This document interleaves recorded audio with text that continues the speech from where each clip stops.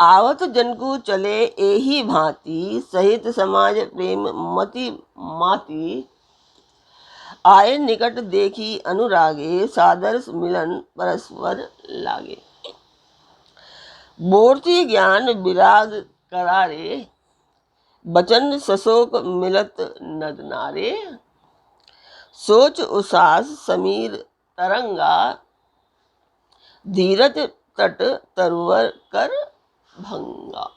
नमस्कार व्यूअर्स, और आप सब लोग कैसे हैं? आशा करती हूँ आप सब लोग अच्छे होंगे, स्वस्थ होंगे और मेरा रामचरितमानस का पाठ अवश्य देख रहे होंगे।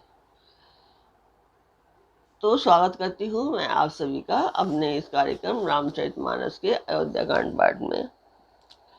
तो पहले हम जानते हैं कि हमने कल क्या जाना था, कहाँ तक थे हम लोग।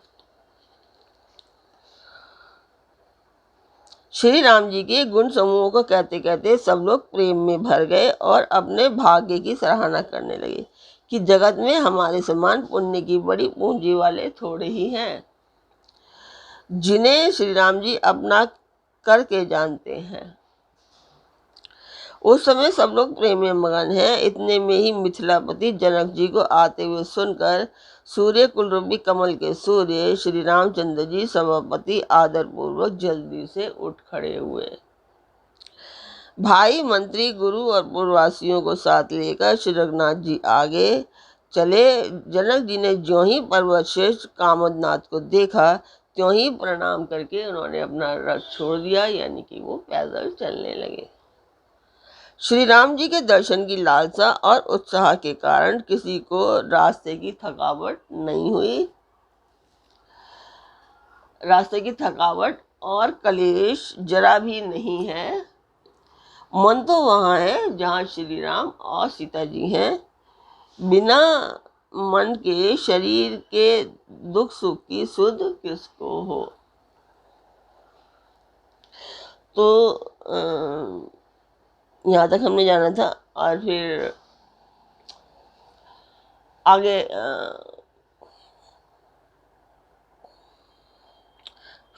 हम जो पाठ शुरू करेंगे उससे पहले हम मिलते हैं उस मंदिर की वीडियो को देखने के बाद में, जिस मंदिर का मैं वर्णन कर रही हूँ कि जिस मंदिर के लिए मैं प्रयत्नरत हूँ। उस मंदिर को मैं हर बार बता देती हूँ कि ये वाला मंदिर है। और उसमें जब मैं गई थी तो एक ही वीडियो उसकी छोटी सी क्लिप ली थी हमने, और फिर बाद में आकर के सोचा था तब कि फिर ज़्यादा वीडियोस नहीं आ पाई हैं उसकी, इसीलिए तो वही वीडियो मैं आप लोगों को डाल देती हूँ।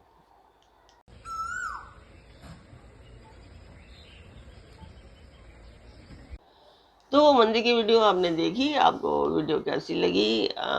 छोटी सी है, बहुत सालों पुराना मंदिर है, 60-70 सालों पुराना मंदिर है। तो उसको रेनोवेट कराना चाहते हैं और थोड़ा सा अच्छा सा बनाना चाहते हैं, तो ये है।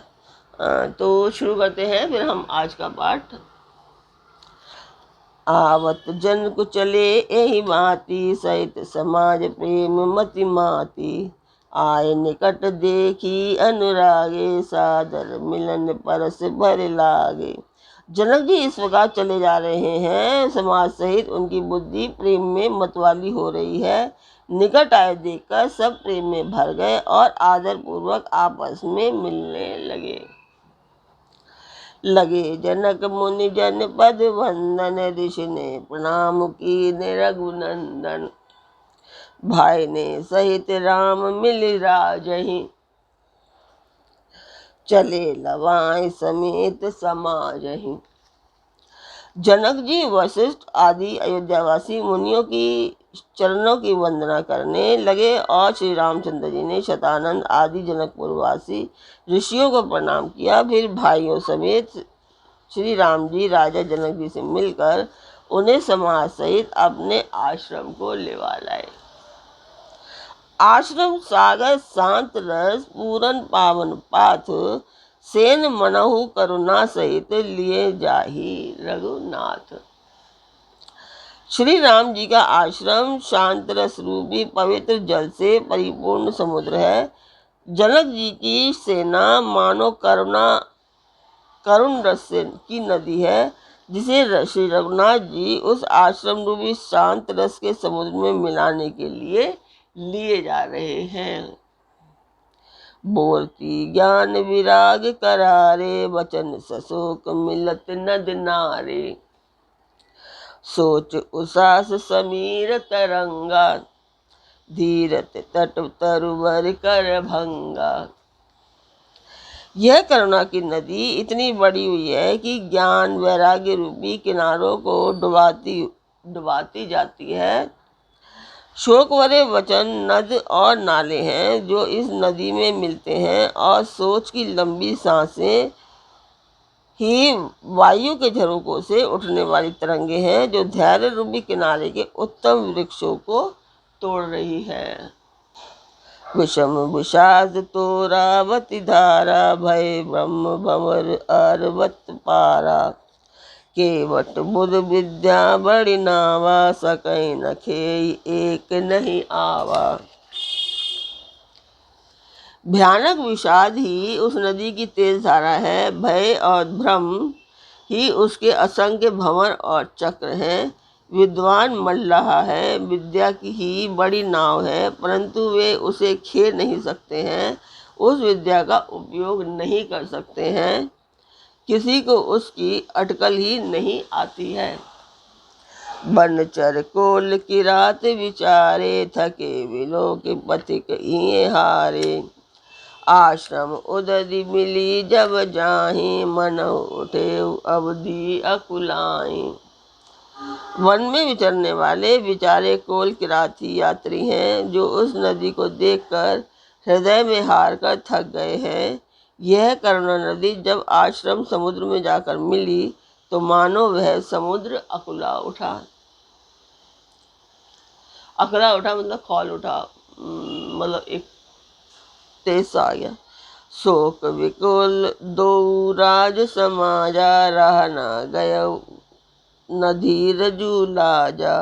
भूप रूप गुणशील सराही, रो वहीं शोक सिंधु अवगाही। दोनों राज समाज शोक से व्याकुल हो गए। किसी को न ज्ञान रहा, न धीरज और न लाजी रही। राजा दशरथ जी के रूप गुण और शील की सराहना करते हुए सब रो रहे हैं और शोक समुद्र में डुबकी लगा रहे हैं। अवगाही शोक समुद्र सोचहि, नारी नर व्याकुल महा। दे दोष सकल सरोष, बोलहि बाम विधि कीनो कहा। सुर सिद्धि तापस जोग ने, मुनि देखी दशा वदेह की। तुलसी ना समरत को, जो तरी सके सरित स्नेह की। शोक समुद्र की डुबकी लगाते हुए सभी स्त्री पुरुष महान व्याकुल होकर सोच कर रहे हैं। वे सब विधाता को दोष देते हुए क्रोधयुक्त होकर कह रहे हैं कि प्रतिकूल विधाता ने यह क्या किया।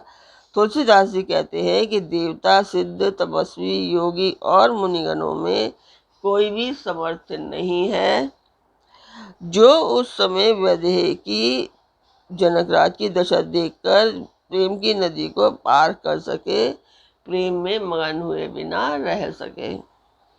कि अमित उपदेश जहाँ तहाँ, लोग ने मुनि वर्ण। धीरजु धरिए नरेश कयऊ, वशिष्ठ विदेशन। जहाँ तहाँ श्रेष्ठ मुनियों ने लोगों को अपरिमित उपदेश दिए और वशिष्ठ जी ने वधे से कहा कि हे राजन, आप धैर्य धारण कीजिए। जागु ज्ञान द्रवी भवनु, निशिनासा वचन किरण मुनि कमल विकासा। तेहि के मोह ममता नियराई, ये श्री राम स्नेह बढ़ाई। जिन राजा जनक का ज्ञान रूपी सूर्य भव आवागमन रूपी रात्रि का नाश कर देता है और जिनकी वचन रूपी किरणें मुनि रूपी कमलों को खिला देती है, आनंदित करती है, क्या मोह और ममता उनके निकट भी आ सकते हैं। यह तो सीताराम जी के प्रेम की महिमा है। अर्थात राजा जनक की यह दशा सीताराम जी के अलौकिक प्रेम के कारण हुई, लौकिक मोह ममता के कारण नहीं। जो लौकिक मोह ममता को पार कर चुके हैं उन पर भी सीताराम जी का प्रेम अपना प्रभाव दिखाए बिना नहीं रह सकता। विषय साधक सिद्ध सयाने त्रिविध जीव जग वेद बखाने। राम सने सरस मन जासु साधु सभा बड़ आदर तासु।